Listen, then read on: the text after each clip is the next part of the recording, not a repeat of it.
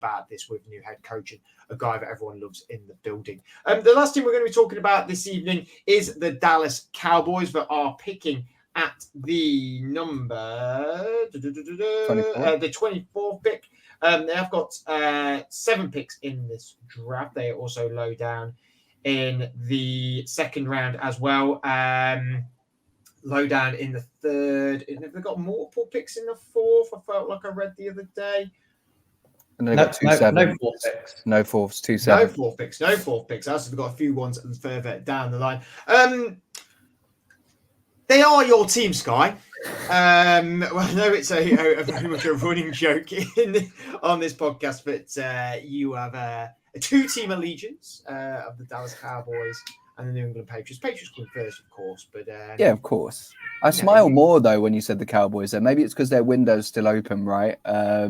You believe that window's still open with Dak, right? Is that you're a Dak? I think with I won't go as far as believer, but I think that him and McCarthy, it's the typical NFL storyline of it's both 1 year for them to prove themselves, right? This is where you do your talking. Let's see if you are the franchise guy, and let's see if you're the head coach. Otherwise, next year it could be Bill Belichick and Trey Lance. Well, it's a team that's definitely got. I don't think so much holes. There was one very glaring hole for me with the Dallas Cowboys. Then everything else is sort of like, I think, like you said, this is their window now. All this draft is going to be about reinforcing this and obviously looking a little bit on the future. But I think they are going to they're going to look for a little bit of talent that's going to hit. Maybe not hit straight away, but he's going to reinforce the guys that are definitely going to start. But Sky, what positions do you think these guys need to focus on, especially on that 24 pick?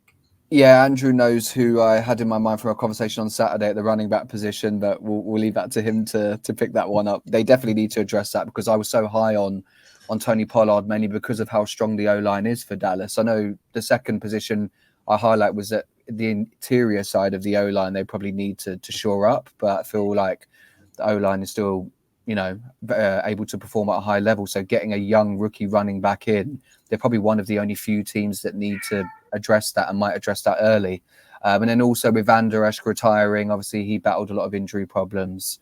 I think a need to have we've seen young linebackers over recent years come in and make a bigger statement and become leaders from their rookie year and early years on. So if they can hit home there, that would be great. So I'd say, running back, interior on the O-line, and then a linebacker to replace Leighton. I'd have to agree with you. The problem is I think the 24th pick, I don't think they're going to be sticking there. I think they'll move down. But Andrew, do you agree with these positions? Do you agree with my little assessment there?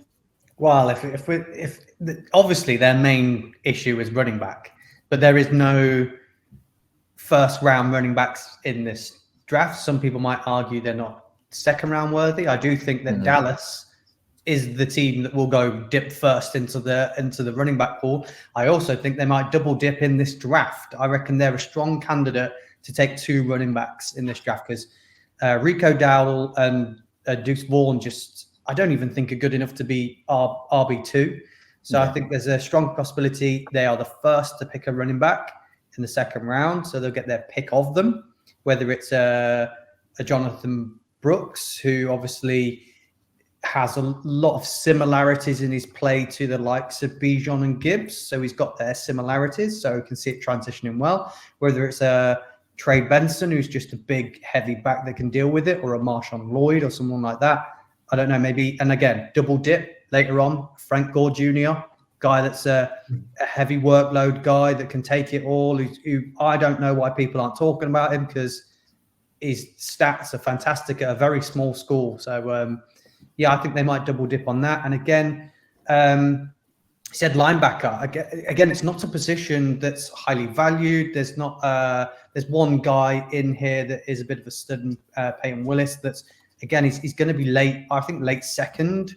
So a lot of the other guys, I think you're going to be getting in the third round, and they've got that third round pick. So this first pick, everyone thinks it should be the non-flashy pick of O-line because their O-line is not fantastic. I think they're praying that Tyler Smith can play left tackle. He's been playing at left guard. struggled with with penalties. They've got TJ Bass at left guard now. Zach Martin's moved from tackle to guard. Terrence Steele's come in at right tackle. So I think that it's the O-line's weak, and they've got to, if they have any chance at keeping Dak upright. Now he's not as mobile as what he used to be. I think he's more worried about getting injured than anything. They've got to address O-line with that first round pick, because they definitely need to dip into those lower round categories with the next pick. They can't go, oh, do you know what? Let's leave it, because they need to go running back and they need to go linebacker. So I think you've got to take the O-line there, even though there is value later on. So I think it's going to be a non-flashy pick. I just can't get over the fact. Now, I'll say this to you guys now. We know that they're not offering Dak another contract. Surely we know this. He's going to be a free agent at the end of the year. He's probably gone. I don't think this team on paper is strong enough to go all the way. I think they've got CeeDee Lamb, and that's it at wide receiver. I don't think Cooks and Tolbert are quite good enough for me. So I think it's that. Nick Ferguson's nice. I like him. But if there's still a quarterback on the board at their pick in that first round, could either of you guys, if Michael Penix is still there, could you see them taking a quarterback at this point? Who wants to go first? I feel like me and Fred agree, though. I don't see it either. I think there is certain teams in the NFL that do not rock the boat like that. I also think it is why we debated this when we talked about this, and I think it's very fun to pose about Miami maybe taking a quarterback and not paying Tua. I think that there's certain teams, and Miami and Dallas fall into this category, that don't rock the boat like that. And that in the building, they love the player. I think they love the player. I think that Dallas loves Dak, and I think Miami love Tua. I'm not saying the fans do. I'm just saying the building does. I think with both players, what we don't see is the intangibles in the workroom. Is that I think that some of the stuff that we hear about Dak is he's a great leader. He's great, he's great in the room. He's a great teammate. I think Tua is probably that way as well, though we don't hear it as much maybe. So I don't think there's. I just cannot see it. I think it's very interesting, very fun to think about. They can't afford him next year. No, they can't, especially when they've got to pay Lamb. And they've got to pay Lamb. Lamb is currently sitting out. He's not turned up to OTAs. He's holding out. He says he's going to hold out for the contract. It's going to be a big contract as well, isn't it? It's going to be like 100 million.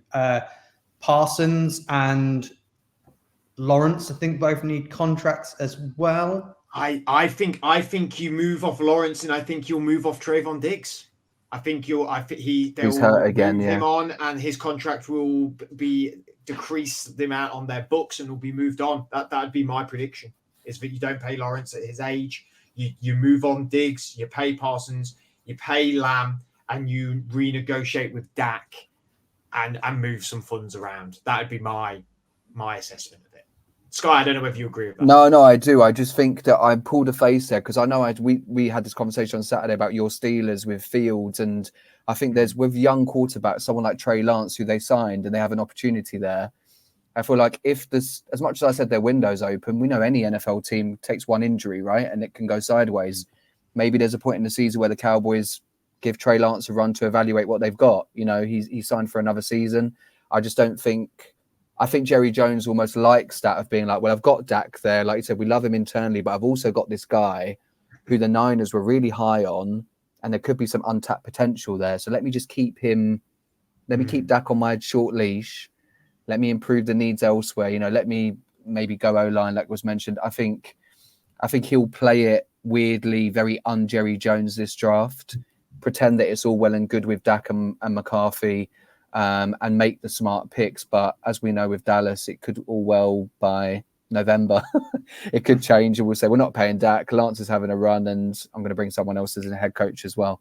But yeah, I just think that even with the receiver stuff, I completely agree with what Andrew was saying. Like, I think the Cowboys could go and get someone like a Leggett, but he's a guy who I've looked at and think would be good for the Patriots, and he's just someone who I seem to kind of feel like he's I think he's built like AJ Brown, and I think the Cowboys would be smart to draft someone like him. But in my top 3 needs, I don't see a receiver as the need. But I do agree that that is somewhere that they could look. I think maybe Tolbert might have a breakout, but if they're not sold on that, if we stick with, let's say they are going O-line, Andrew, what sort of names do you think are going to be around there for Dallas to look at? Well, obviously they like a flashy pick. They like, the glitz and the glam.